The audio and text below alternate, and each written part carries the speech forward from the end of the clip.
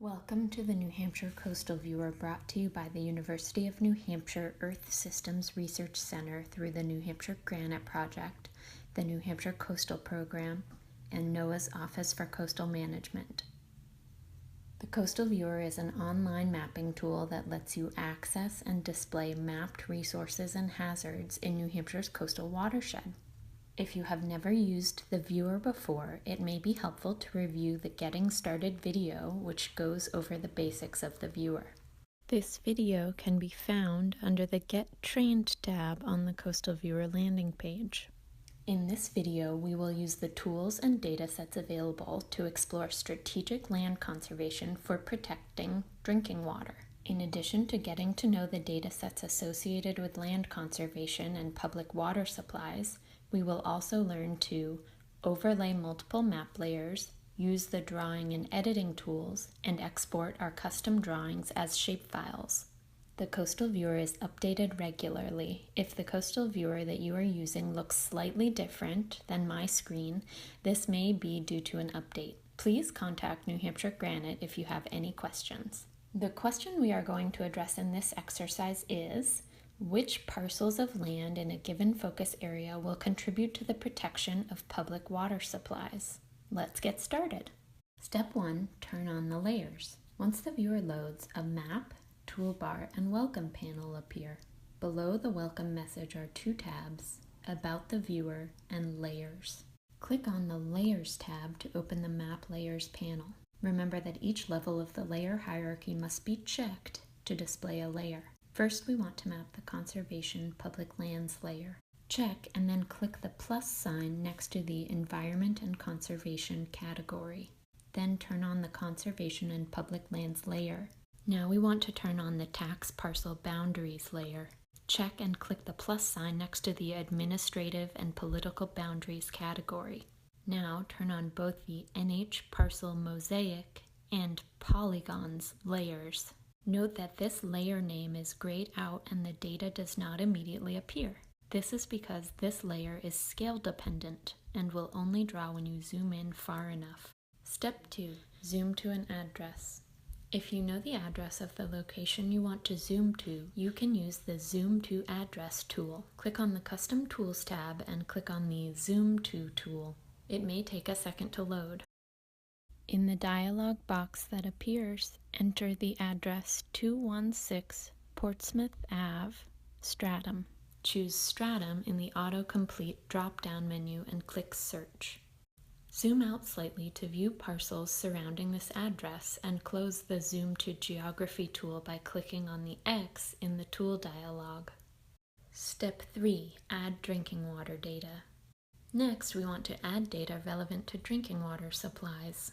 As part of the 2016 Update to the Land Conservation Plan for New Hampshire's Coastal Watersheds, the Nature Conservancy identified priority areas to protect public drinking water supplies. Add these areas to the map by first clicking on the Land Conservation Plan layer under the Environment and Conservation category. Next, click the Water Resources Conservation Focus Areas 2016 Update layer.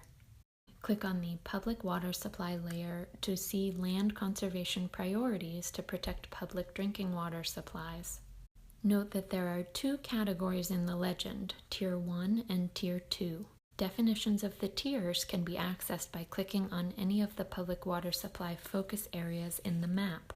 We can see that there are several large parcels within the public water supply Tier 2 area. Look especially for parcels that are both in this area and adjacent to existing conservation lands. These could be of interest for expanding and connecting existing conservation parcels. Step 4. Analyze data layers. We will now analyze the data to find parcels that are not currently conserved that could provide public water supply resource protection benefits if conserved. Look at the parcels south of the address we've entered. We can use the drawing and measurement tools to outline and mark the individual parcels of interest to us. Step 5. Draw points. Now we'd like to identify the actual individual parcels we'd like to target for conservation.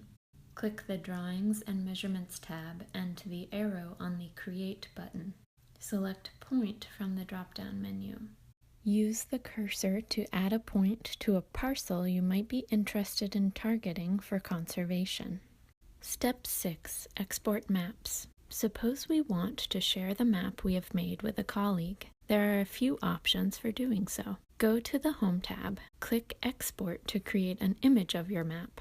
Click Print to create a PDF of your map with a legend. If you would like to learn more about printing and saving maps, check out the Getting Started document under the Help tab for more information.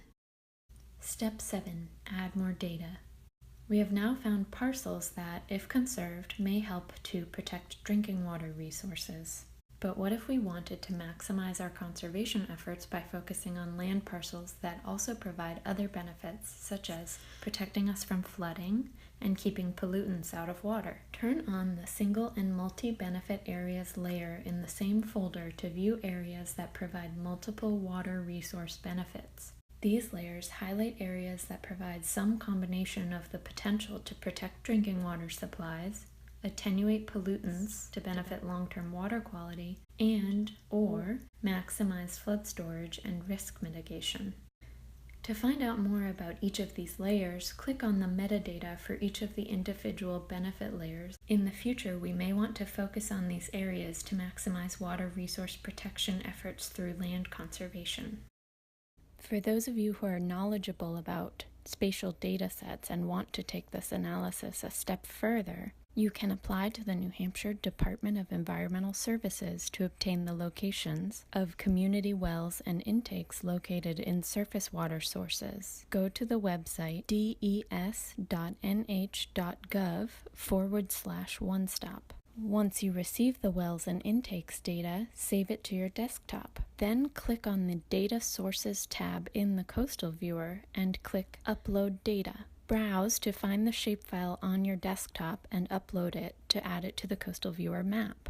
You could use the well and intake information to identify land conservation priorities closest to a community water supply well, and unprotected riparian buffers for rivers, lakes, and reservoirs that serve as community water supplies. You have now used the New Hampshire Coastal Viewer to identify parcels that have multiple benefits for water resource protection. By zooming to areas in your community, you can follow the steps outlined in this video to identify and pursue similar land conservation priorities. The overlay analysis performed in this exercise can be replicated for a number of other resource types. Take some time to explore the data layers in the Coastal Viewer to get a sense of the other types of resources that are available to help with your analysis. If you have questions, contact New Hampshire Granite using the Contact Granite button in the Help tab, and let us know if and how you have used the Coastal Viewer to support your work in the New Hampshire coastal watershed.